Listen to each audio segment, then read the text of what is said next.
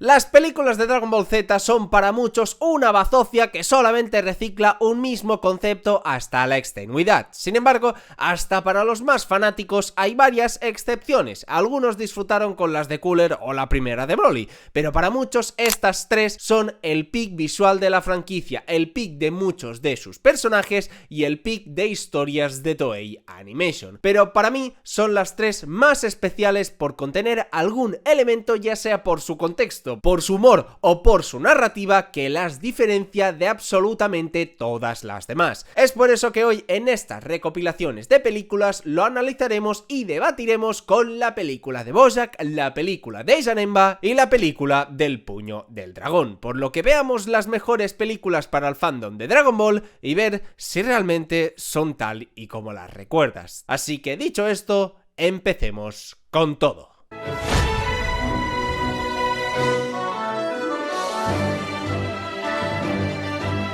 Pues esta en su totalidad tuvo bastantes cosas rompedoras y que la hacían distinta en el contexto de Dragon Ball Z, pero también varias otras que sin duda fueron un paso hacia atrás de nuevo, ya que uno cabría esperar que tras la película de Broly, con una estructura muy buena, con todas las subtramas con bastante sentido, siendo muy original y rescatando conceptos pero no sagas enteras de Dragon Ball, y con una trama que para ser esta franquicia fue muy elaborada, pues la película de Bojack lamentablemente no siguió esa línea, y aparte de volver a reducirse bastante la duración de un largometraje, volviendo a ser unos simples 50 minutos, volvió a caer en los mismos errores que las primeras películas de Z, es decir, con ideas buenas pero con una estructura desigual, una ejecución muy rápida y poco cuidada que sin duda no cumplió con la línea ascendente de la película de Broly, y esto se resalta en muchos aspectos. La primera, y la que me parece bastante obvia, pues se copia bastante el esquema de la saga de Cell, o bueno, mejor dicho, de su final, que luego profundizaremos concretamente porque creo que tiene cosas muy buenas, pero está claro que es un refrito de su legendaria transformación en fase 2 versus Cell. Incluso acaba con los esbirros como si fuesen los Cell Jr., exactamente igual. Por supuesto es una escena epiquísima, pero que se siente extremadamente igual, por el mismo contexto que se le da a Cell. Todos los demás guerreros están derrotados, y es él quien de la nada saca todo su poder para acabar con el villano de turno. La estructura es exactamente igual, así incluso como que Mr. Satan se lleva la gloria de dicha hazaña, como ocurre en el manga con Cell y como ocurre aquí en la película con Bojack, pues Mr. Satan es quien en teoría acabó con él. Aunque también os diré, esa puede ser la única similitud que tiene con la saga, pues lo demás no tiene prácticamente nada que ver, y eso, aunque no lo creáis, tampoco acaba de ser algo bueno. Veréis, a mí me encantan y en serio que adoro los torneos en los shonen, y más si son de Dragon Ball, pues me parecen absolutamente brillantes en todo sentido, y no hablo solamente de los escritos por Toriyama, pues incluso el torneo del más allá de Toei Animation me parece uno bastante bueno. Y qué cojones, en cualquier anime los torneos siempre calzan perfecto, y estaba deseando que hubiese, aunque fuese un pequeñito torneo en alguna película, pues es algo simple de hacer, efectivo y que mínimamente siempre es épico, pero la realidad es que aquí fue todo lo contrario, y por una sencilla razón, y es que fue un rellenazo, mi loco, un rellenazo, y eso que estamos hablando de una película, la cosa más absurda que podáis escuchar. ¿Cómo vas a meter un relleno en una película, hermano? Como dije, esta dura apenas 50 minutos, menos de una hora, y la realidad es que mitad de la película es un torneo como que medio espacial para ganar un viaje a las aguas termales de no sé dónde, en la cual participan todos, cosa que de inicio ya es bastante extraña, pues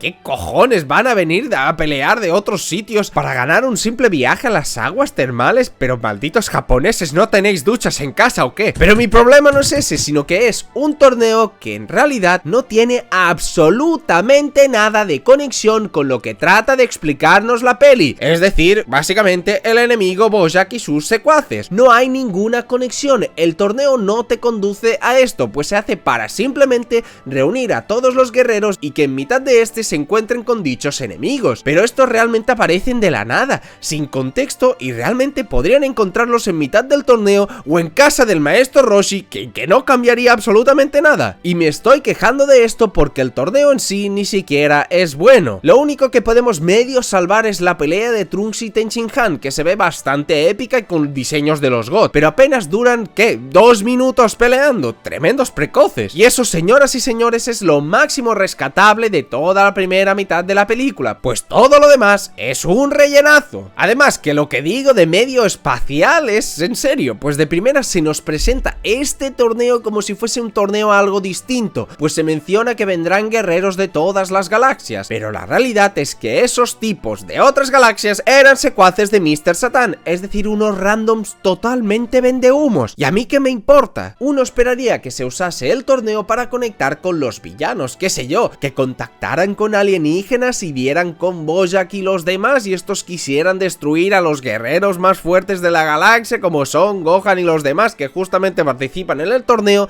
o yo que sé, lo que sea, pero no se hace y aparecen de manera random en la Tierra por los jajas, o bueno, mejor dicho, por su objetivo entre comillas, del cual luego hablamos porque vaya pedazo de truño también. En la película de Willow me quejé de que no usaran un torneo para ver quién era el más fuerte y así justificar todo lo que ocurre en la película, y en esta va y lo meten, pero de forma totalmente random y sin sustancia, porque aparte de lo de Tenshinhan y Trunks no hay nada. Humillan a Yamcha y por supuesto a Krillin, como olvidar que estos dos son un meme para Toei Animation, y de todo lo demás no hay prácticamente nada salvable, pues son combates sin nada de contenido, totalmente precoces. Como digo, simple relleno en una película, lo cual es absurdo. A lo mucho podemos decir que se usó para construir a Mr. Satan, pero no me jodas, a estas alturas ya todos lo conocíamos. ¿Para qué dedicar tanto rato a explicarnos que simplemente es un fraude?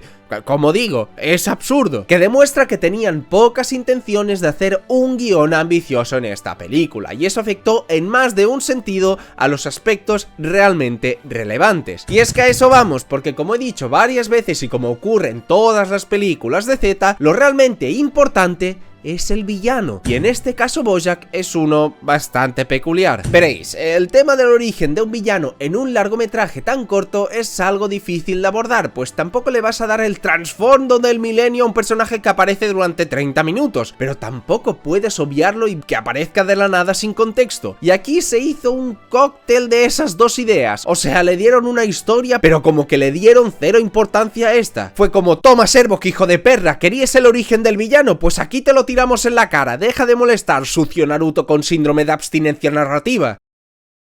La realidad es que Kaiosama nos explica quién es Bojack, y a mí el concepto de este tipo realmente me fascinó. Básicamente nos menciona que este era un demonio sediento de sangre que vagaba por las galaxias con un ki maligno. Hasta aquí nada extremadamente novedoso, ¿verdad? Pues ahí viene lo interesante, pues algo raro que ocurre en casi todas las películas de Dragon Ball Z es que por alguna extraña razón Kaiosama se sabe al pie de la letra el lore del villano de turno sin que tenga nada de conexión con él. Se sabe hasta la guardería que fue cuando era niño. Pero por primera vez aquí esto sí tiene sentido, pues fue el mismo Kaiosama quien en su día selló a Bojack. Bueno, él y sus 4 primitos Kaios, pero lo que nos importa es que Kaiosama lo conoce de manera genial. Pues no se usa la forma típica que ocurre en los shonen, es decir, oh no, se debilitó el sello que usaron para cautivar a Bojack, pasaron tantas décadas que inexorablemente se debilitó, así como algún día le ocurrirá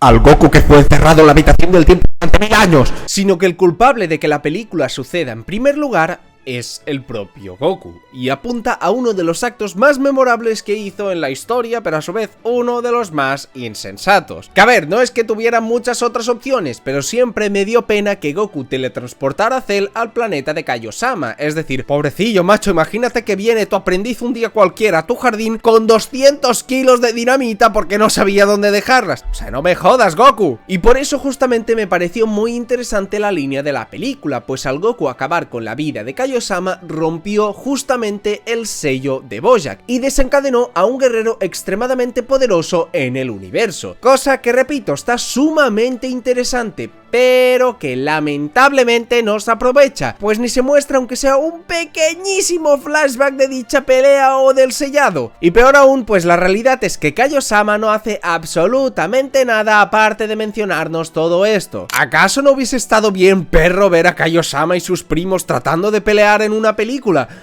Puede ser una fumada, pero si en su día consiguieron sellarlo y lo vencieron, pues ¿por qué no tratar de mostrarnos algo así en la actualidad? Obviamente no que Kaio-sama saliera a pelear contra él y le ganara, pero sí mostrarnos que esos personajes con los que hay una conexión pues tomen acción para tratar de evitar el mal, así como lo hizo Kami-sama al enfrentar a Piccolo Jr. allá por el 23º torneo de las artes marciales, o como hizo el mismo Kaioshin al enfrentar a Majin Buu. Es decir, que los propios dioses tomen acto de presencia contra los villanos que estaban involucrados y así participen en la trama, algo que no tuvimos en el canon, es decir, ver a pelear a Kaio-sama, ¿por qué no traerlo en esta película? Pero no, mejor hagamos un torneito que no sirve para nada y que es un pedazo de relleno en la película, no me jodas, macho. Y no solo eso, pues hasta ahí se queda la historia de Bojack, pues nadie hace mención aparte de estas pequeñas frases de Kaio-sama, nadie le da importancia a su origen y de dónde viene este enemigo, queda más como anécdota que como algo importante para la película. Es que ni siquiera se relaciona con Piccolo, pues nos dicen que es un demonio incluso superior a su padre, pero de nuevo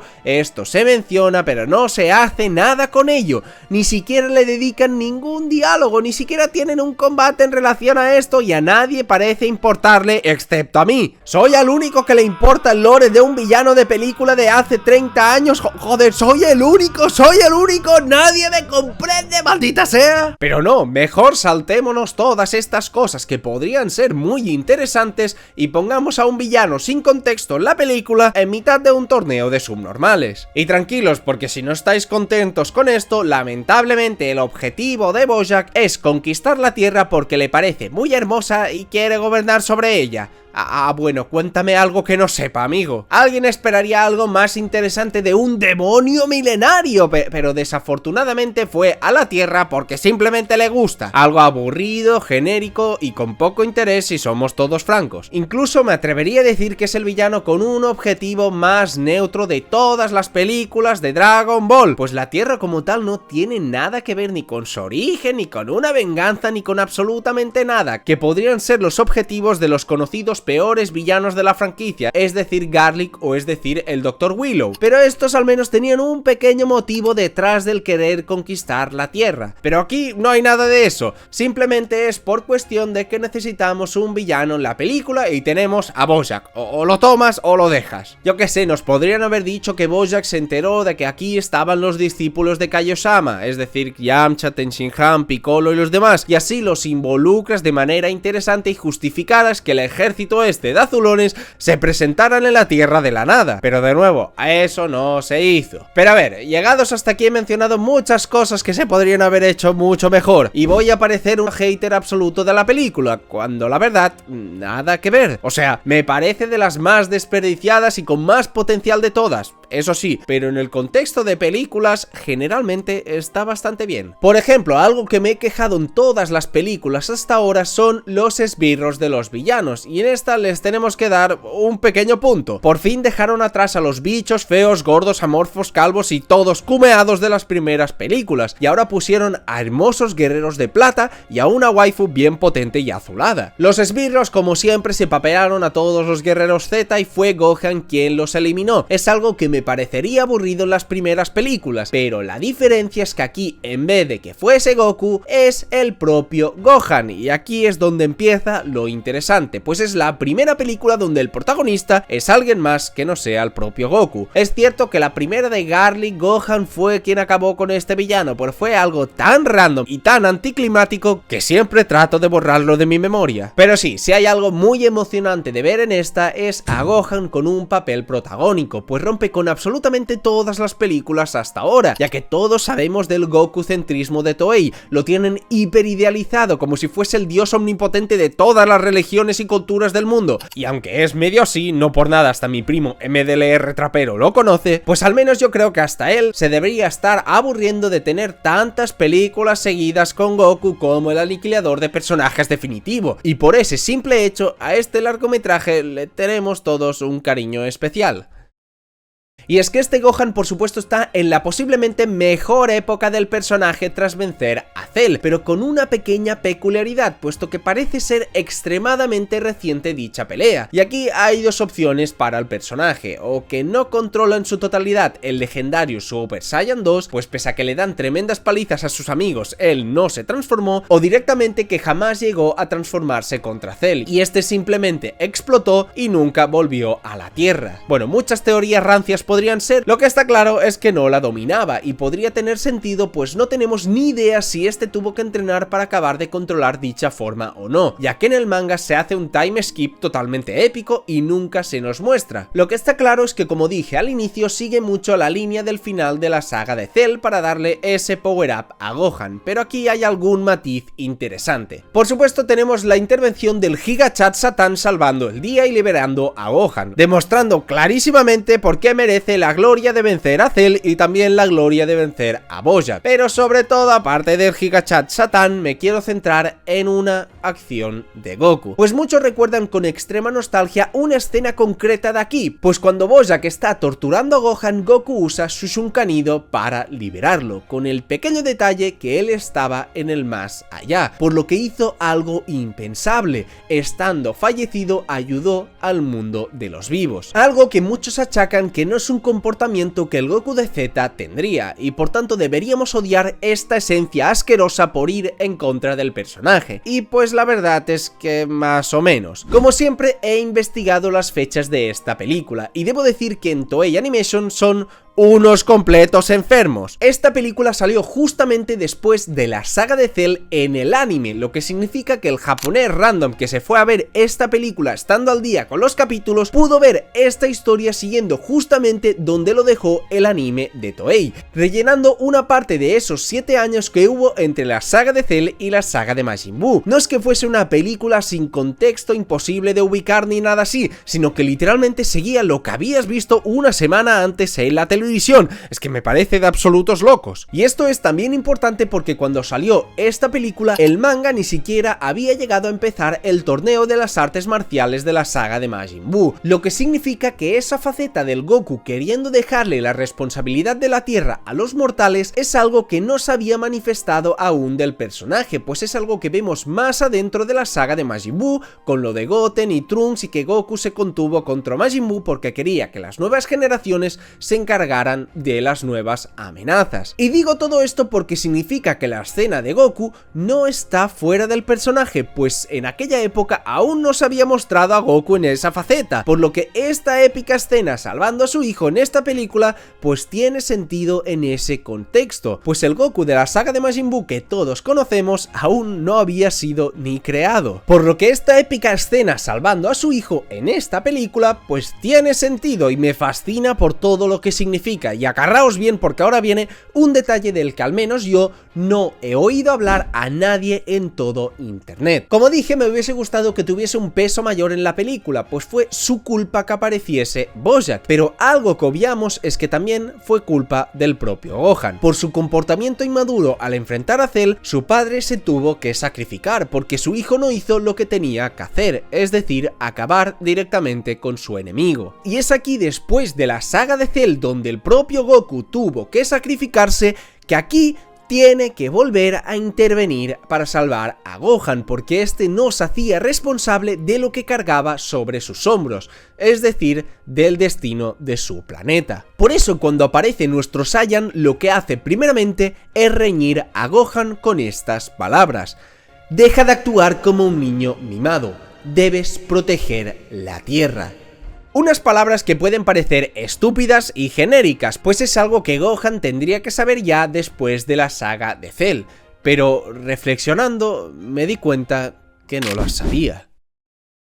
Si nos fijamos, el Gohan de la saga de Buu lo que hizo fue justamente actuar como un niño mimado, que no entiende lo importante que es su figura de defensor de la Tierra. Este dejó de entrenar y no se preocupó por cumplir con el legado de su padre. Por eso, esta intervención de Goku es capital en el Gohan de esta línea temporal, pues teniendo en cuenta lo que vemos en la siguiente película donde Gohan enfrenta a Broly, se presupone que es el mismo Gohan de aquí, que nunca dejó de entrenar. Y nunca dejó de entrenar justamente porque su padre le fijó esas palabras en su cabeza, que no podía seguir dependiendo de su padre hasta fallecido, algo que el Gohan del manga debió aprender y que simplemente no lo hizo. Y en esta línea temporal, con estos acontecimientos, este Gohan sí que lo aprendió y sobre todo sí que lo aplicó. Además, en la saga de Cell aún podíamos entender a Gohan, pues al menos al inicio del combate aún no habían dañado a sus amigos. Realmente no tenía motivos para eliminar a Cell desde su punto de vista, pero aquí, ¿qué excusa tenía ahora Gohan? Sus amigos yacían derrotados en el suelo, esta gente simplemente los estaba destrozando porque sí, sin motivo aparente, y él se los permitía. Todo este momento representa el cómo él simplemente rechazaba su responsabilidad, obviando que realmente debía proteger la Tierra. De ahí el enfado de Goku y el peso de toda esta escena. Por eso es que este detalle me encanta, cambia al personaje y lo convierte en el verdadero defensor de la Tierra que siempre tuvo que ser, pues no quería que su padre fallecido no pudiese descansar en paz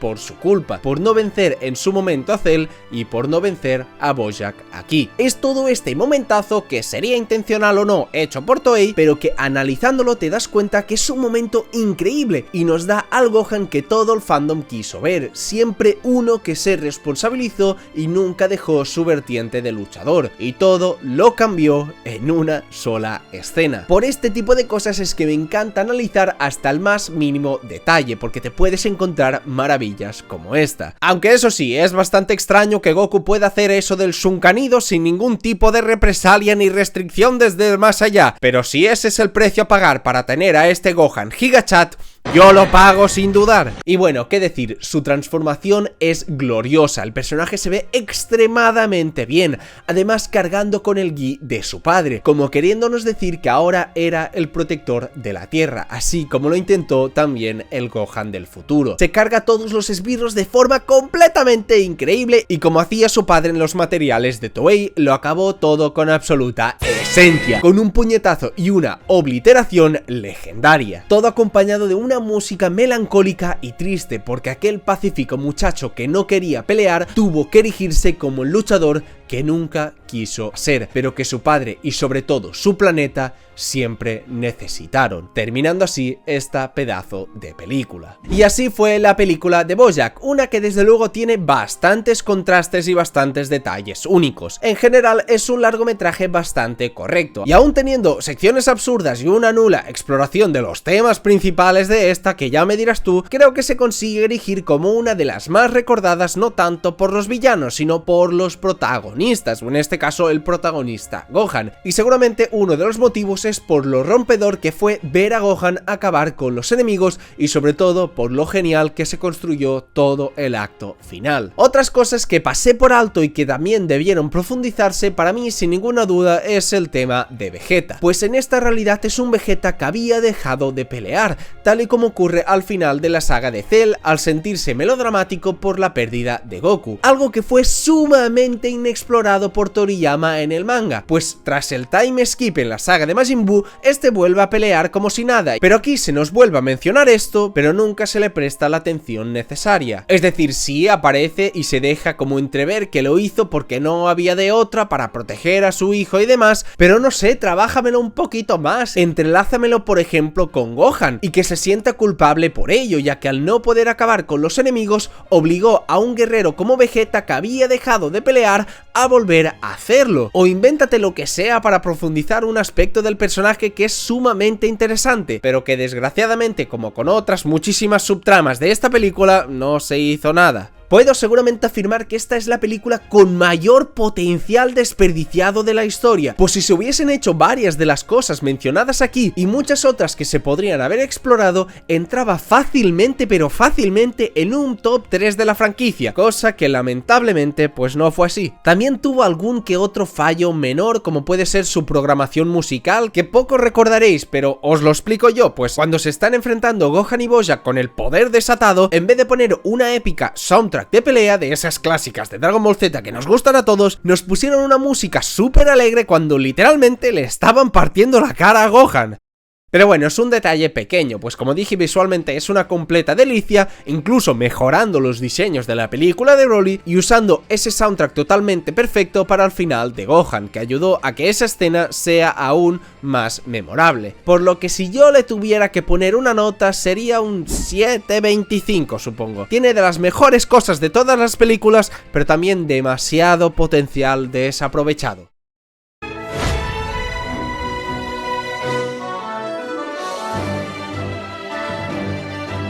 Y es que a ver, posiblemente esta película puede ser la más Dragon Ball Z hasta la fecha, la que guarda más el estilo o si preferís la esencia de Akira Toriyama en su máximo esplendor. Pues algo que remarqué en mi famoso vídeo de la saga de Buu es como esta fue la saga más Toriyama de la historia, guardando los elementos más clásicos de la etapa Z con muchos tintes del Dragon Ball original, lo que traducido significa la combinación perfecta entre epicidad y comedia. Por eso sinceramente creo que este largometraje funciona tan bien, pues coge lo mejor de estos dos mundos y es lo más similar a la saga de Buu desde la mismísima saga de Buu. O de nuevo, os lo traduzco, esta película parecería lo que encajaría mejor como historia después del manga de Akira Toriyama, obviando todo el quilombo temporal que hemos comentado antes, por supuesto. Gran parte de la culpa de esto es como previo a la saga de Majin Buu, en el anime tuvimos el ya mencionado torneo del más allá, con todo un lore inexplorado y potencialmente increíble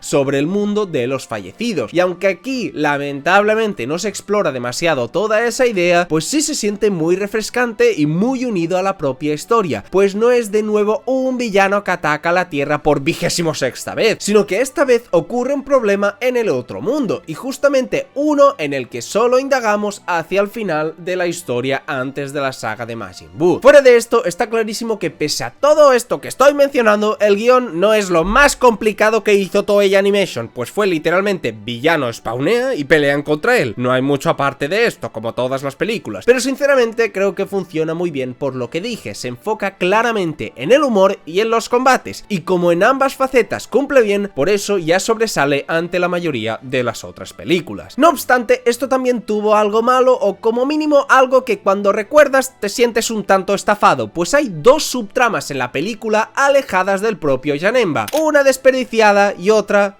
demasiado desmonetizable. La primera, claro está, es la que muchos recordaréis, pues con todo el lío que hubo con las almas en el más allá, revivieron muchos personajes que se habían desvivido y entre ellos, por supuesto, estaban anteriores villanos. Están personajes canon como Barter, Rikum, Geese de las fuerzas especiales Ginyu, el Cuy ese que se enfrentó a Vegeta, el mismísimo Freezer del que hablaremos ahora, y personajes también no canon como esbirros de Garlic Jr., el Dodoria ese amarillo ultra feo de la película del Dr. Willow, esbirros de Tarles, las ranas esas insoportables esbirros de Slack, Paragus el papá de Broly, esbirros de Bojack, el mismo Bojack, que joder, no tiene prácticamente nada que ver con la película, pero yo habiéndome visto todas estas seguidas, me siento tremendamente orgulloso de recordarlos e identificar todos estos pequeños easter eggs, siendo la mayoría trozos de mierda inservibles que nadie recuerda, pero estoy orgulloso. Y esto no sé vosotros, pero ¿no os parece algo increíble? Revivir a villanos para que otros personajes aparte de Goku se los puedan papear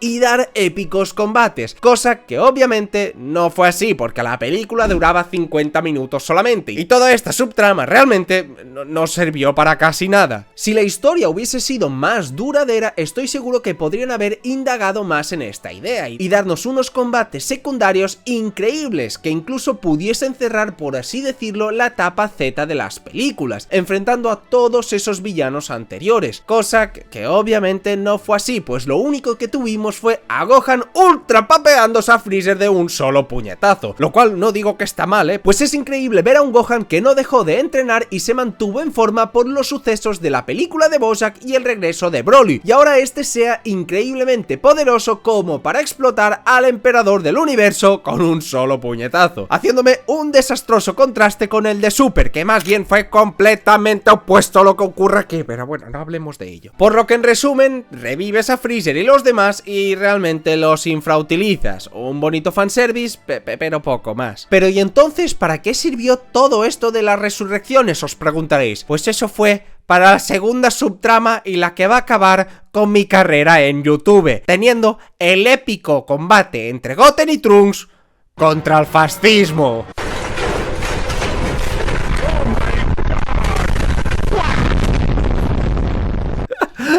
Jamás esperaba ver algo así en la franquicia de Dragon Ball, y no como referencia tonta unos segundos, no, sino que literalmente se olvidaron de Gohan y los demás, y la subtrama principal de esta película era el enfrentamiento contra este líder alemán que seguro suena a todos. Totalmente increíble. Esto era la verdadera Dragon Ball de los 90 con esencia y sin miedo a la funa. Super, estás tardando en darnos un relleno que tenga de protagonista a un dictador fascista. Este líder nacio socialista, que voy a buscar todos los apodos posibles para no decir su nombre, apareció hasta en 4 ocasiones en la película. O sea, estábamos viendo piñazos entre Goku y Janemba y de repente veíamos a Goten y Trunks defendiendo a judíos. Fascinante. Y lo mejor de todo es que no solamente les costó ganarles, sino que no pudieron en estado base ni en Super Saiyan, y tuvieron que llegar a fusionarse en Goten con el Super Saiyan para acabarlos. Hasta estos puntos llega la fe ciega en unos ideales, gente. Recuerden, el fascismo es extremadamente poderoso. Hasta una fusión necesitas para derrotarlo. Madre mía, explotan los Power Scalers en este momento. Es más, voy a traer de nuevo a un experto Power Scaler para que nos explique todo esto. ¡Ah, espera! ¿Qué? ¿Qué es esto? ¡No, de nuevo! ¡Maldita sea, Servo! ¡Estaba conduciendo! Espero mi auto esté bien. Necesitas enseñarme ese truco interdimensional para invocar gente. A ver, pásame el libreto. A ver, sí. Espera, ¿qué? Ojalá no nos funen por esto, pero bueno. El poder del ejército supremacista claramente excedía al del ejército de máquinas de Cooler, porque estos niños tuvieron que fusionarse y además transformarse en Super Saiyan, que para este punto la fuerza de Gotenks excedía por mucho la fuerza del Super Saiyan Full Power, pero no llegaba claro a la de la fase 2. Pensemos, sí, una fuerza entre 6 y 6.500 millones de unidades de poder es suficiente. Con esto por fin pudo hacer de frente al ejército maligno, que supongo cada soldado tenía más de 500 millones de unidades por sí solos. Y los tanques, ¿qué te gusta, Servo? ¿Unas 3.500 millones? ¿Qué? ¿Me dijiste algo, Zenkai? Eso sí, el invencible líder del bigotito debió ser mucho más fuerte que eso, porque no lo vimos ser aniquilado en el film. Tiembla, maldito Janemba, que te quitan el protagonismo. Nah, ya en serio, chicos, mi teoría personal es que Goten y Trunks no se fusionaron porque lo necesitaran, sino pues para lucirse como siempre, además de que estaban sintiendo la presencia de sus padres que recién se habían fusionado en el otro mundo. Puro fanservice para los japos que fueron a ver la película en el cine. Sea como sea, es una escena graciosa y bastante dinámica para la película. Soy muy fan. Ahora, si me disculpas, hermano, iré a buscar lo que quedó de mi auto. No te molestes, amigo. Olvidaba que hace tiempo aprendí a usar la teletransportación. Nos vemos, gente. Suscríbanse a nuestros canales. Zenkai fuera. Maldita sea, ya se aprendió mi truco. Bueno, igualmente gracias por tremenda aclaración del pequeño gobernante, que por lo que he entendido es más fuerte que el mismísimo Daishinkan, ¿verdad? Bueno, no te mentiré, Zenkai, no sé qué dijiste. Aproveché mientras hablabas para ir al baño.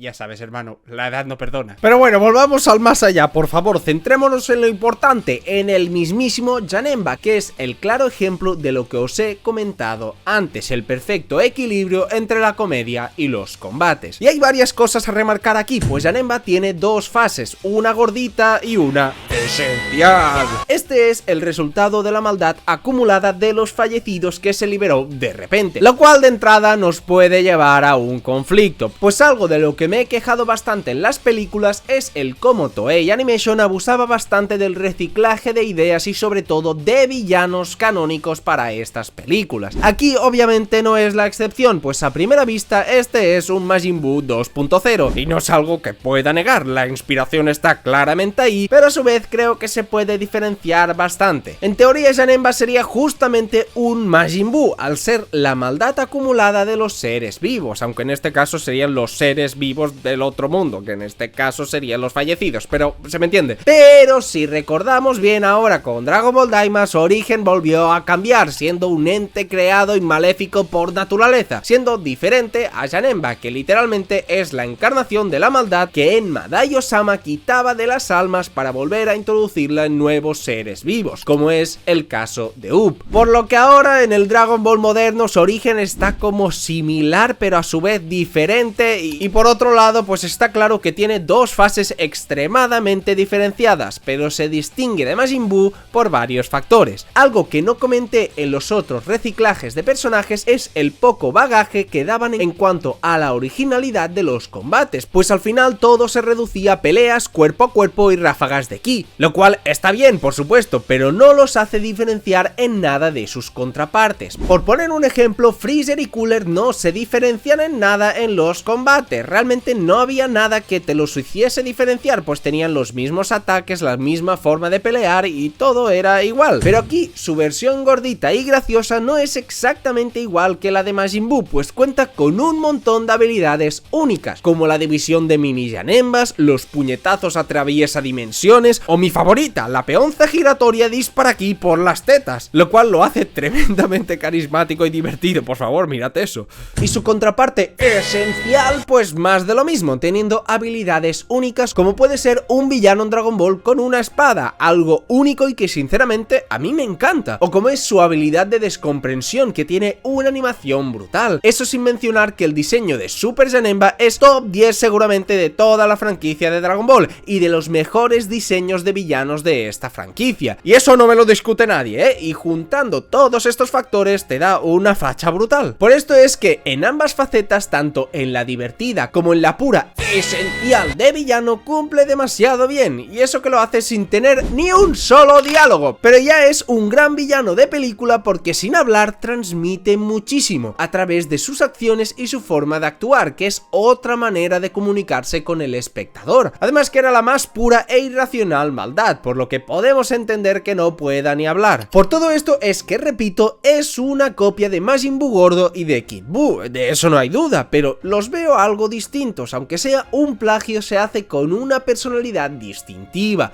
habilidades increíbles y de una manera que al menos a mí y a gran parte del público convenció, y eso, amigos míos, es todo lo que necesitaba un villano de película. Y esto, señoras y señores, nos lleva a lo que creo más recuerda al público general al hablar del renacer de la fusión, y esos son sin duda los combates, siendo posiblemente los mejores de toda la franquicia de las películas. Janemba gordo vs Goku es puro pero puro Pulp Fiction. Cuando la veo me parece como si Toriyama hubiese escrito completamente toda esa parte, bastante infravalorada si me preguntáis, pero que un buen flan...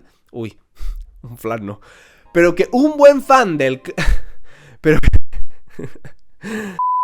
Pero que un buen fan del clásico humor absurdo de Dragon Ball puede disfrutar gratamente. Me recuerda demasiado a Gotenks vs Super Buu, que fue una pelea de desmadres. Y por supuesto, luego de esta, Goku se transformaría en Super Saiyan 3. ¡Y oh, joder, qué hermoso el hijo de su madre! Seguramente el Goku en fase 3 más hermoso de toda la historia. Y también uno bien desarrollado y coherente en combate. Pues si recordamos bien en la obra original o incluso en Dragon Ball Super, esta fase fue bastante bastardeada como mínimo, pero aquí su pelea con Janemba es puro pero puro arte, e incluso arte coherente, como digo, pues si por algo fue desechada esta fase era por su absurdo desgaste de energía que no le permitió acabar con sus enemigos, pero en esta al Goku estar en el otro mundo no tiene esta desventaja, y vaya si se notó, pudiendo luchar prácticamente de tú a tú con Janemba, en una pelea que, repito, es espectacular pese a un pequeño detallito que os contaré después, pero vaya, en general una bendición para todo el fan del Goku sin cejas, aunque fue bastante corto. Y eso me lleva a hablar de Vegeta, quien tiene un papel algo único en la película. película. Bueno, sí, tiene su épica entrada y épica papeada, los 2 minutos de entrar en acción como ocurre en todas las películas, pero tiene matices muy interesantes. Pues este Vegeta está ahí justamente porque revivió al liberarse todas las almas del infierno. Pues al no ser guardado por Enma Daiyosama porque alguien ya acabó con Majin Buu, como ocurre en la línea canónica, pues Vegeta en esta película se fue directísimo con el demonio, es decir, al infierno. Y por eso justamente este Vegeta tiene una relación muy curiosa con Goku, pues este ya aceptó sanamente que ambos eran rivales y que a su manera también le tenía cariño a Goku, pues su sacrificio ante Majin Buu así lo decía, despidiéndose de Bulma, de Trunks y por supuesto de Kakaroto. Pero a su vez, al no suceder todo como en la línea original, Vegeta aún no había aceptado que Goku era el número 1, como pasa al final de la saga de Buu. Por eso muestra un rechazo gigantesco ante él, no le permite que le toque y mucho menos está dispuesto a hacer la fusión, pues sigue cargando su orgullo y su coraza, una coraza que había roto ante su familia, pero no ante Goku, no queriendo reconocer lo que ya reconoció en la Tierra, que también podía pelear por los demás,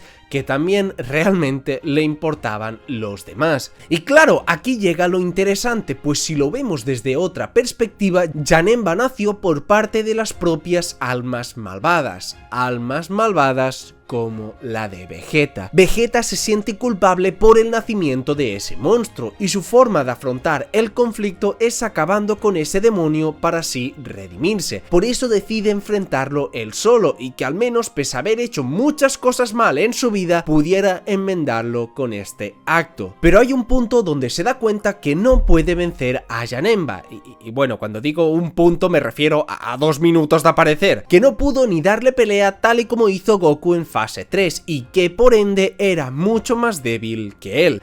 Es aquí cuando Vegeta llora, se siente frustrado y acepta hacer la fusión, pues si lo único que podía hacer era que Goku sintiera compasión por él, si realmente no podía hacer frente al problema que él mismo creó, pues al menos quería ayudar a su amigo con la fusión. Es algo frustrante para Vegeta, pero muestra un cambio en él a su manera, uno distinto al de su icónica frase de Kakaroto, eres el número 1, pero con un enfoque similar, pues deja de lado su orgullo y acepta que lo único que puede hacer es ayudar a Goku, lo que traducido significa que iba a ayudar a su amigo. Un momento increíble en una versión de Vegeta totalmente inexplorada, como es el periodo donde aún no había aceptado a Goku como el número 1. Así que después de hacer unas poses que por parte del Vegeta de Super podríamos entender, pero que lo hiciera el Vegeta de Z en su día no tiene precio, de ahí, señoras y señores, nació el legendario, épico y totalmente increíble Gogeta.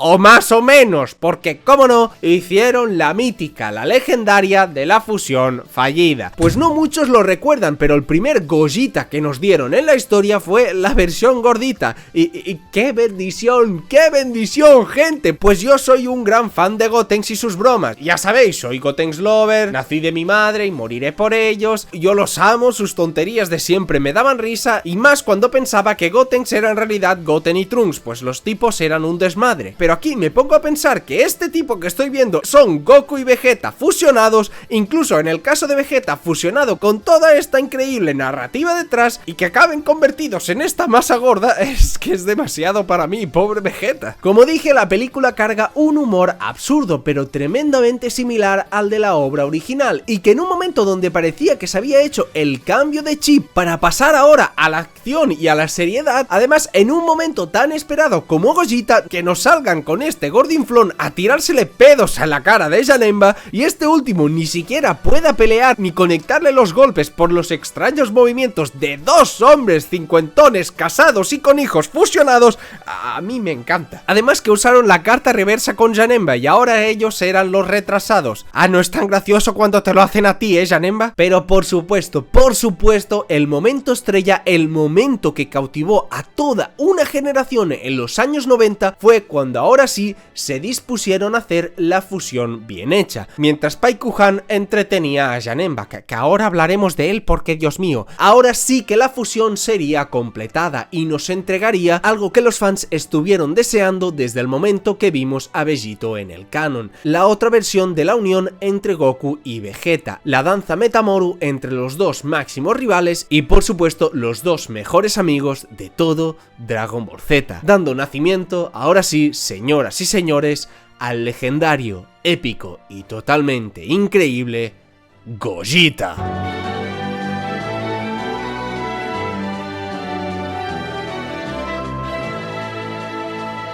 ¡Qué maravilla de personaje, por favor! ¡Qué maravilla de diseño! Que según he podido ver fue creado por Tadayoshi Yamamuro. ¡Y qué maldita obra de arte, señoras y señores! Pues puedes identificar claramente tanto a Goku como a Vegeta en su rostro, pero a su vez guardando un aire y una presencia completamente únicas. Es la absoluta definición de guerrero en Dragon Ball Z, y la película lo ejemplifica a la perfección. Con un simple movimiento se acerca a Janemba, y sin que éste siquiera lo entienda o lo viera con sus ojos, ya tenía decenas de golpes brutales en su cuerpo, como si ni siquiera la cámara fuese capaz de mostrarnos la velocidad de Gogeta. Y por supuesto, antes siquiera tuviese tiempo de contraatacar, cargó y disparó un ataque completamente único en la franquicia, pues lejos de ser simplemente una onda de ki como las miles que hay en Dragon Ball, el misticismo y porte único del personaje conlleva consigo incluso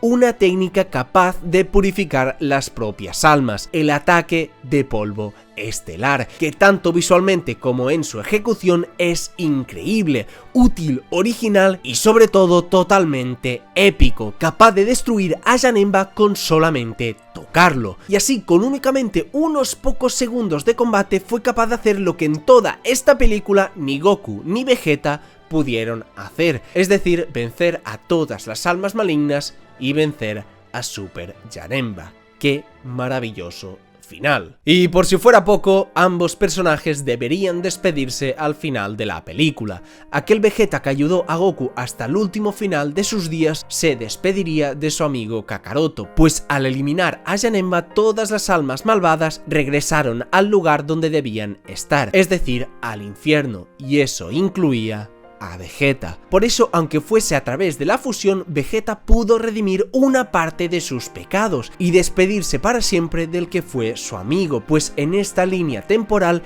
esta sería la última vez que tanto Goku y Vegeta se vieran, ya que el alma del orgulloso príncipe de los Saiyans sería purificada, pagando por todas las atrocidades que cometió durante toda su vida. Algo que el Vegeta del manga no tuvo que pasar, pues al revivir y posteriormente aceptar a Kakaroto como el mejor, pasó a ser una buena persona y revivir junto a toda la Tierra. Y la diferencia aquí es que seguramente este Vegeta que aceptó la fusión y aceptó a su manera a Goku como amigo, de igual forma se vería obligado a purificar su alma y a desaparecer para siempre, aunque seguramente en esta película y en este punto eso tampoco hiciese falta. Por eso es magnífica la fusión en esta película, muestra la relación de una manera subtextual y exquisita que tuvieron estos dos personajes durante toda la serie, el culmen de toda una rivalidad pero también de una amistad maravillosa, y que lamentablemente a partir de aquí nunca más se podría volver a dar, pues Vegeta iba a desaparecer para siempre, y nosotros pudimos ser testigos de una grandiosa despedida, la representación del poder en dos grandes amigos. Este fue el significado de Gogeta en esta película. Por esto es que, aunque siempre prefiera las versiones originales subtituladas, en japonés su despedida es algo más estoica, y por eso debo quedarme con la despedida en inglés, pues cambiaron los diálogos a unos aún más emotivos y perfectos para despedir la relación entre Goku y Vegeta. Vegeta, thanks. For what? I should be thanking you, Kakarot. Nah, what do you mean? I loved every minute. Goodbye, my friend.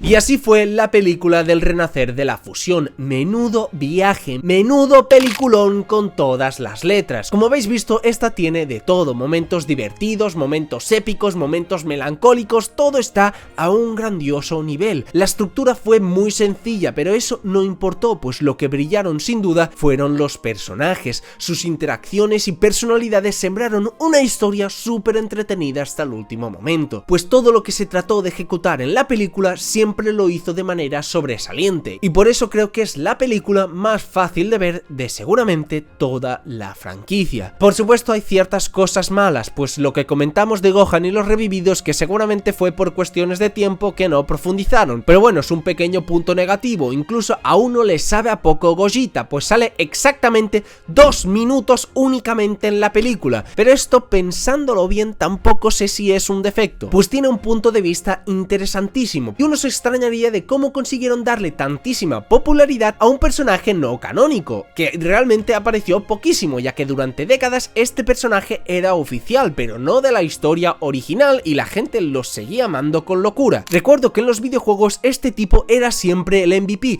y para muchos su personaje favorito en la franquicia, pero en ese momento lo único oficial que había de él era su aparición al final de esta película, una entrada triunfal e increíble, por supuesto, pero desapareciendo para siempre de la franquicia tras solamente 2 minutos de aparición. Y reflexionando, pues creo que justamente eso debió ser gran parte de su éxito, pues el aparecer tampoco quizás no es un defecto, sino una virtud, ya que sus acciones quedarían grabadas en nuestra memoria durante años y años, y eso es lo que nos encandiló de él, que pareciera que nunca más lo volveríamos a ver y nos tuviésemos que quedar con esos minutos de gloria durante toda la historia. Pese a esto, creo que igualmente se pueden destacar 2 cosas malas de la película, pues lamentablemente las peleas esenciales como la de Goku vs Janemba o Vegeta vs Janemba, o incluso la de Gohan y Freezer, si le queréis llamar así, son peleas extremadamente cortas. En eso sí que encontré que la película fue extremadamente corta, con unos 10 minutos más dejando desarrollar bien los diferentes combates hubiese sido increíble, pues los encuentros graciosos se exploran y abarcan la mayor parte de la película, lo cual está bien, por supuesto, y lo he remarcado, pero uno esperaría un poquito más de las peleas serias, aunque bueno, sin duda hay algo claro en estas peleas serias, que las secuencias que hicieron fueron increíbles y dejaron a todos con un maravilloso recuerdo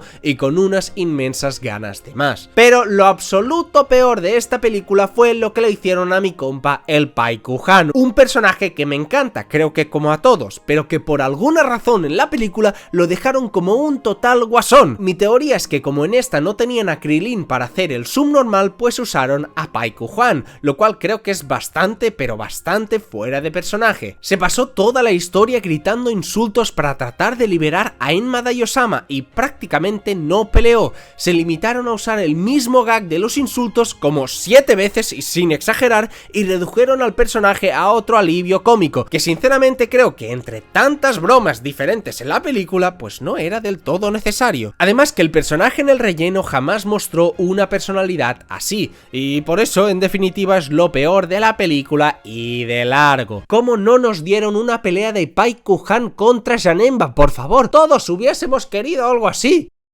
Pero bueno, en todo lo demás es sobresaliente, posiblemente la película que mejor se ve de la franquicia. Incluso el diseño de los fondos y escenarios son únicos, geniales, icónicos y que desprenden carisma, con una trama sumamente divertida y emocionante, con alguna pequeña sección funable, pero muy completa en todos los aspectos. Por lo que si yo tuviera que ponerle una nota a la película, sería un sólido 9. Rozando la perfección en el contexto de Dragon Ball Z y con una esencia que rebosa personalidad al estilo de la obra del maestro Akira Toriyama. Y sí, os preguntaréis qué viene ahora, ¿eh? Pues señoras y señores, se viene la última película de esta larga travesía en mi canal, con la película de Hildegard, de la cual tengo bastantes cosas impopulares a comentar.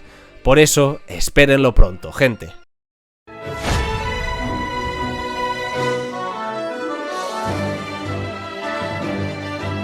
Y es que de entrada hay algo clarísimo con esta, pues no se parece a absolutamente ninguna de las otras películas de Z. Y eso ya es decir muchísimo, pues algo a remarcar es que en las últimas entregas de las películas trataron de cambiar la fórmula bastante. Ya no simplemente se limitaron a un villano spawnea en la Tierra y Goku se lo papea casi sin contexto, sino que ya con la de Bojack repartieron protagonismo con Gohan, profundizaron en otros personajes distintos como Goten y Trunks, en otros escenarios como el más allá, más enfocadas en la comedia y un largo etcétera que diferencian las últimas películas de las primeras. Pues seguramente hasta el japonés más fan de la franquicia empezaron a aburrirle ver películas extremadamente parecidas unas de las otras, y por eso las últimas, haciéndolo mejor o peor, buscaron aportar algo distinto, y vaya si lo consiguieron. Pues el Puño del Dragón se distancia tanto de las primeras como de las últimas con un enfoque mucho más narrativo y serio, cambiando la tonalidad a uno mucho más enfocado en la historia que se quería contar, alejándose bastante de los combates y sobre todo de la comedia. Y esto por supuesto que para mí es positivo, pues no hay ninguna película de Z que trate así a su trama y realmente se tome en serio la historia que trata de plasmar, pero eso no quita que tuvo también varios problemas en su ejecución que seguramente no convencieron al público, porque por algo fue la última película de Dragon Ball Z, seguramente por supuesto también por una extra saturación de la franquicia, o sea, tener 2 películas al año de la franquicia era algo enfermizo, pero también creo que no convenció porque el formato en el cual se presenta una historia quizás podríamos decir más compleja que las otras películas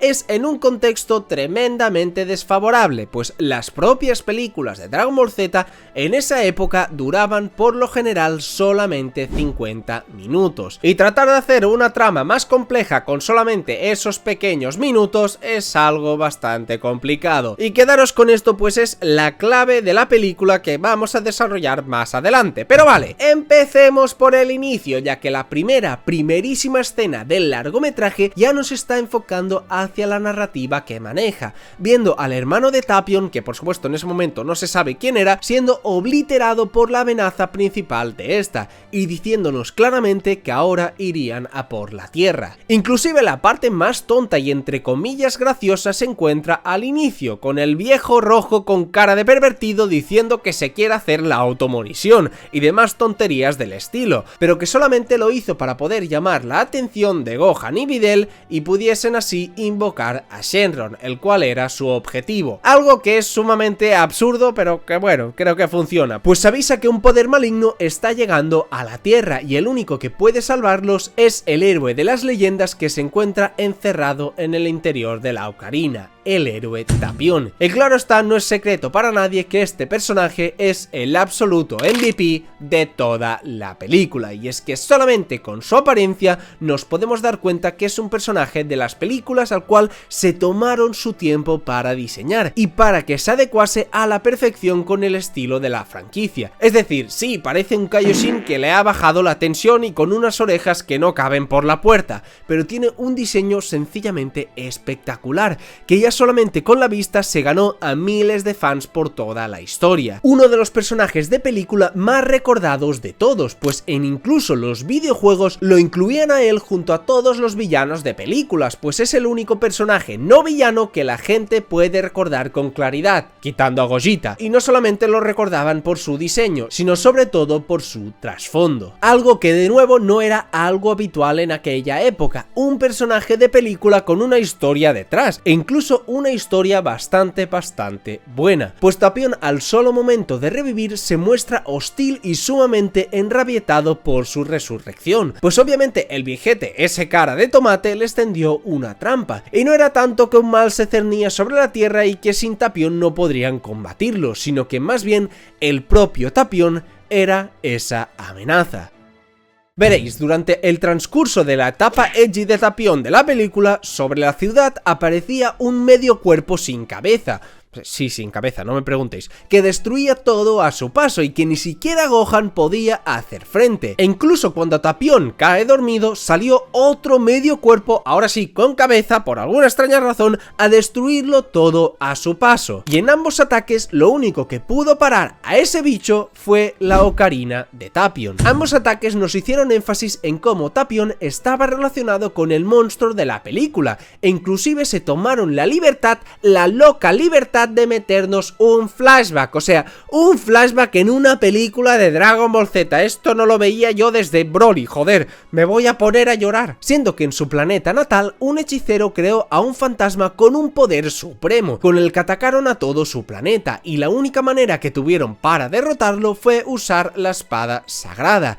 Y sobre todo usar su ocarina. Entre él, su hermano y su maestro consiguieron derrotar a Hildegard, pero como ese poder seguía siendo anhelado por los amigos del viejo senil con diseño de esbirro de Garlic Jr., estos optaron por sacrificarse. Tanto Tapión como su hermano, que por cierto se llama Minoshia, aceptaron ser sellados para siempre en una caja de música, para que ese villano no pudiera revivir jamás. De esa forma podemos entender que Tapión no es un edgy porque sí, porque los edgy son cools y vamos a meterlos en la película, sino que justifica su personalidad y el actuar tan brusco que tiene él, incluso su hostilidad y su mal genio ante Goku y los demás, pues no podía ni siquiera dormir, porque si dormía el monstruo de su interior podría ser liberado tal como se mostró anteriormente. Y es esta historia la esencia pura de la película y la que en realidad le da una profundidad y un lore para mí más que bueno para el contexto de materiales de Toei Animation, dándole sentido e hilando de genial manera todos los apartados mostrados para cohesionar en el personaje de Tapión, tanto la escena con el fallecimiento de su hermano, como su actitud al ser revivido, como incluso que el fantasma se materialice por partes. Todo está claramente direccionado hacia la narrativa que os estoy contando, y no simplemente divagan con subtramas innecesarias como ocurre en la mayoría de películas de Z, donde meten un relleno totalmente innecesario porque no tienen una historia realmente a contar, algo que como estaréis comprobando no ocurre aquí, pues todas las escenas que se muestran en la película tienen un sentido enfocado en esta.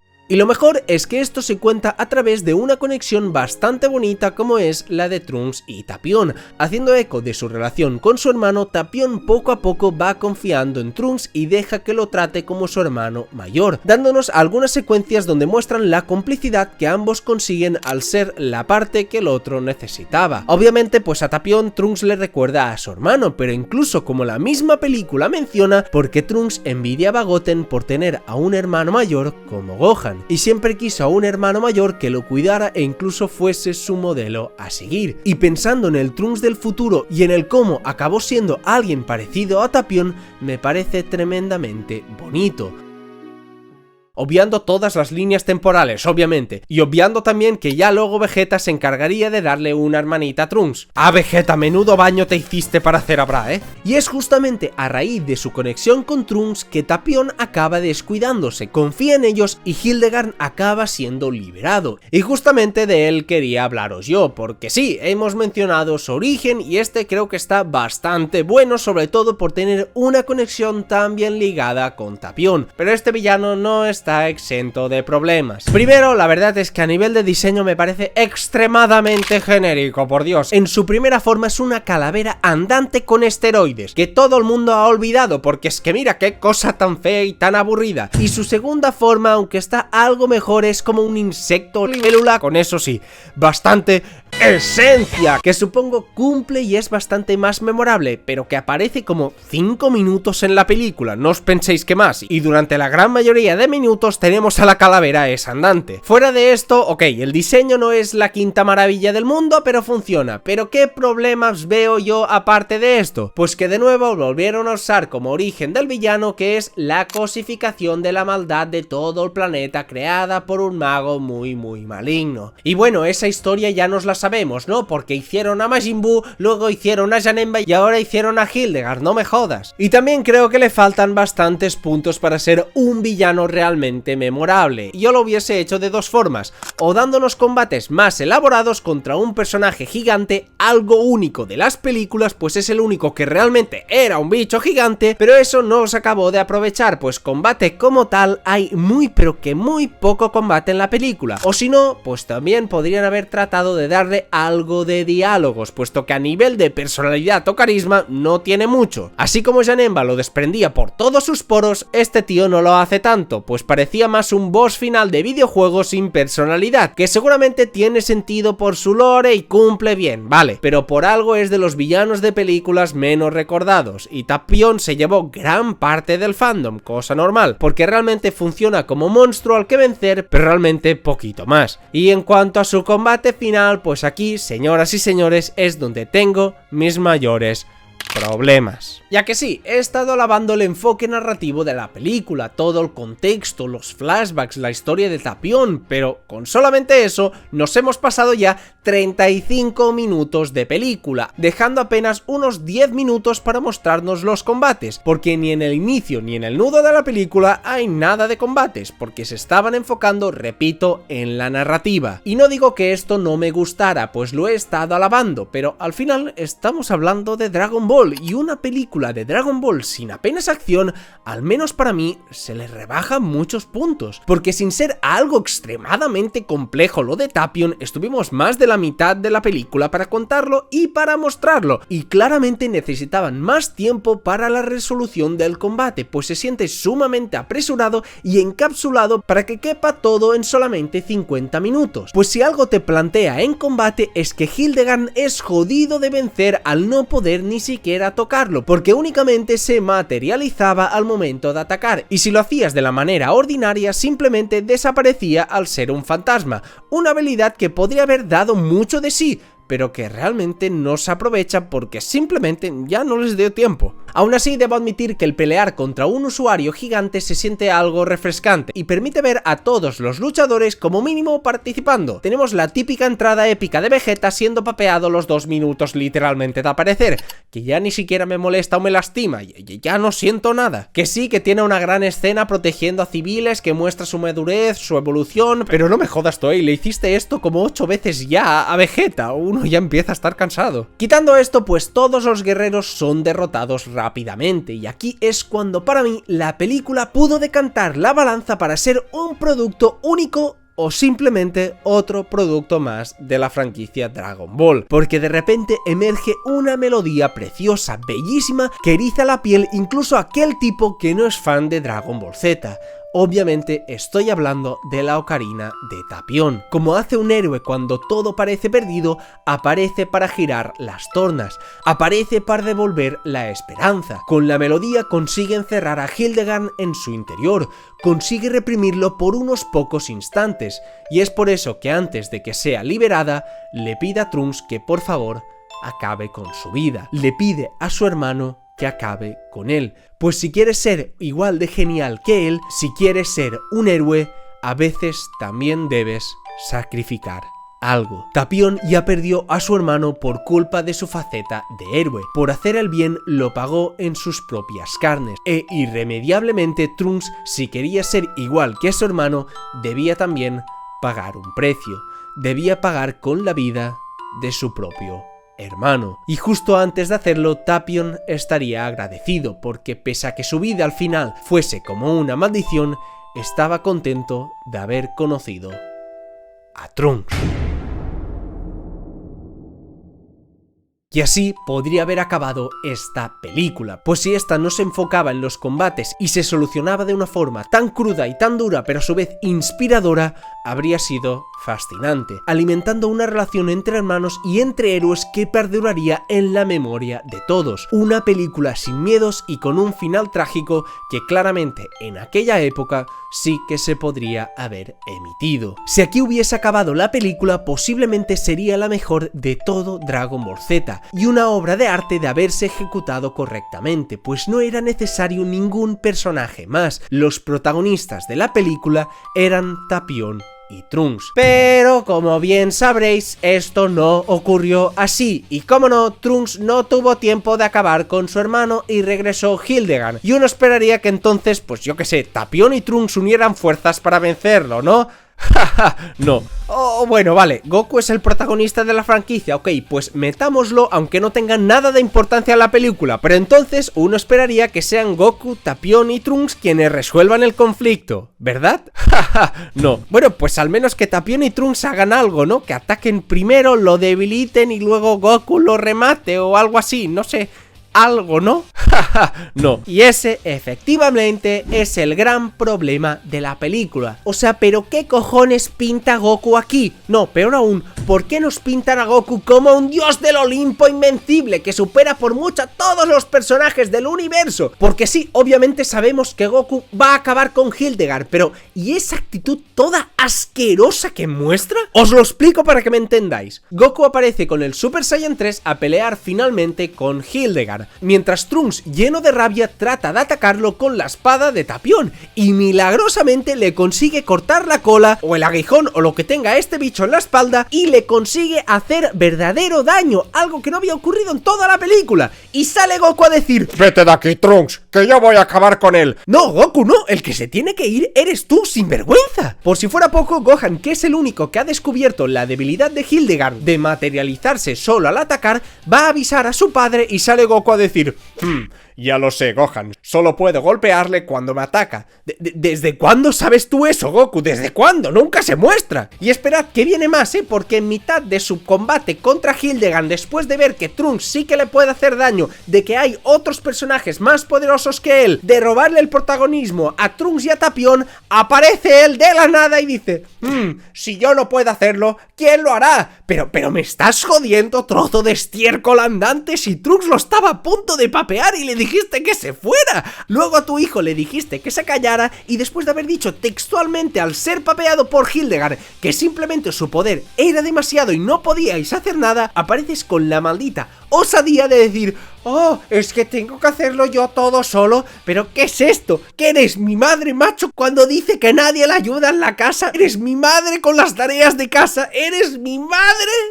Inclusive, algo que me pone aún más nervioso, el por qué Goku es el más fuerte aquí, porque todos sabemos que tanto Gotenks en el Super Saiyan 3 y Gohan con el estado definitivo son mucho pero mucho más poderosos que Goku en fase 3, incluso ellos tienen mucho más protagonismo en esta película y tendría más sentido que se papeen al enemigo, por importancia y por poder, pero no, también ignoraremos todo esto y meteremos a Goku, que en serio no hizo nada en toda la película, porque apenas lo vimos, y acabará con el villano porque Goku es Goku y Goku es mucho Goku. Tapión era el protagonista de esta historia, incluso si me apuras Trunks también lo era, solo he hablado de ellos prácticamente en todo el vídeo. Entonces, ¿qué cojones pinta Goku apareciendo de la nada cuando en serio es que no hizo nada en toda la película para llegar al final y acabar con el enemigo? Y no de una forma humilde, sino de una forma completamente fuera del personaje. Pero Toei, ¿no era que queríais cambiar la fórmula, mostrarnos otro tipo de aproximaciones sobre historias en Dragon Ball? O sea, me presentas a un personaje interesantísimo con una relación con Trunks bastante bien construida, ellos cargando el peso total del largometraje, incluso dándonos el bait de que ellos lo iban a solucionar todo de una forma increíble y la vas a cagar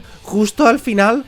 No, por favor. Está para mí clarísimo que en cierto momento del guión decidieron poner a Goku forzosamente porque temían que sin él de protagonista la película no iba a vender. Es que incluso en la película la nombraron así, el puño del dragón, enfatizándonos que lo mejor de esta película es la técnica de Goku, cuando ni siquiera tiene nada que ver con la película. No me malinterpretéis, yo amo el puño del dragón, me encanta, me fascina, me parece brutalmente hermoso, épico, icónico, lo amo en todos los videojuegos y es de mis técnicas favoritas de Goku, pero en serio, ¿qué pinta este ataque en esta historia?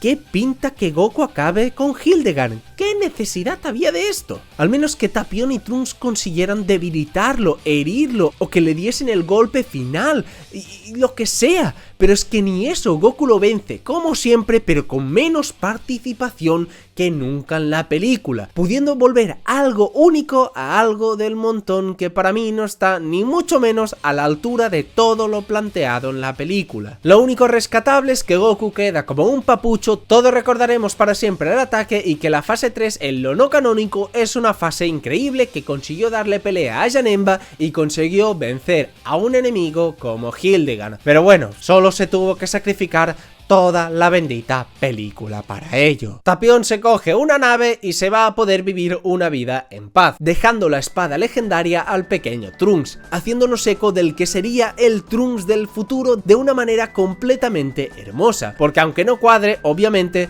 en otra línea del tiempo, otra versión de Trunks sería exactamente un héroe como Tapión, acabando con esta analogía la película de Hildegard, dándome de nuevo la razón de que ellos eran los protagonistas. ¡Maldita sea! ¡Ellos eran los protagonistas! Y así fue la película del Puño del Dragón, la que es posiblemente la película más ambiciosa de todo Dragon Ball Z, algo que, como he dicho, tuvo partes positivas como la narrativa que maneja, pero también partes negativas como son la propia resolución del conflicto o por supuesto la escasez de combates. Y una película de Dragon Ball con combates bastante apresurados o mal ejecutados obviamente le baja puntos. Incluso no se profundizó nada en cómo debían vencer a Hildegard con el tema ese de que se hacía intangible, pues le metió un puño del dragón y pa'l río, cuando daba para bastante más en cuanto a coreografía de combate. Por eso se nota que de haber tenido más tiempo y de poder hacer un largometraje de hora y cuarto u hora y media, la película habría mejorado exponencialmente. Pero de igual forma es un hecho que esta película dejó un recuerdo imborrable en todos los fans, pues todo lo que englobó la historia de Tapión fue magnífico, pues ya no solamente por la facha que se carga, sino también por su icónica melodía, que ayudaron mucho a la reputación que se ganó este héroe, pues la canción de la ocarina es bellísima y acompaña de genial manera la vida trágica del guerrero, y si le das tantos elementos buenos a un personaje, pese a ser de una película, pues encandiló a toda una generación, y es gracias a eso que aún a día de hoy mucha gente pide que lo vuelvan canon, y realmente con todo esto es entendible. El villano, como dije, lamentablemente es un punto bastante neutro, que pudo ser bastante mejor en cuanto a todo, y por supuesto el puño del dragón de Goku, pese a ser lo más épico que parió Toei Animation, a mí no me gusta nada cómo se ejecuta en el contexto de la película. Estaba claro que con esta película buscaron algo distinto, y la realidad es que lo estaban consiguiendo hasta el final, que fue lo más clásico de una historia en Dragon Ball Z, el clásico Goku le gana. Y no quiero que os quedéis con la idea de que yo buscaba algo realmente oscuro y trágico para una franquicia como esta, pues si Trunks no eliminaba a Tapión, pues lo entiendo, es un shonen y está dirigido a público juvenil, tampoco puedo pretender aquí decapitaciones y épicos momentos demasiado seinens, aunque podrían haberlo mostrado, pero que al menos pelearan unidos, acabaran con Hildegard, o que todo conectara mucho más con literalmente lo que es el 90% de la película, que va en relación a Tapión y Trunks, los verdaderos MVPs de esta, y que no aparezca un elemento totalmente externo a esta historia presentada como fue Goku aquí. Yo lo siento, te amo Goku, pero aquí es que me diste muchísimo asco, la verdad. Aunque bueno, me diste este meme, así que lo conseguiste nivelar. Eres fuerte, pero Cristo lo es más. Por lo que si tuviera que ponerle una nota a la película sería un 8. Le doy muchos puntos por lo original y por la historia de Tapión, pero le resta mucho todo lo malo que os he comentado. Pero aún así se consigue colocar como de las mejores de Z.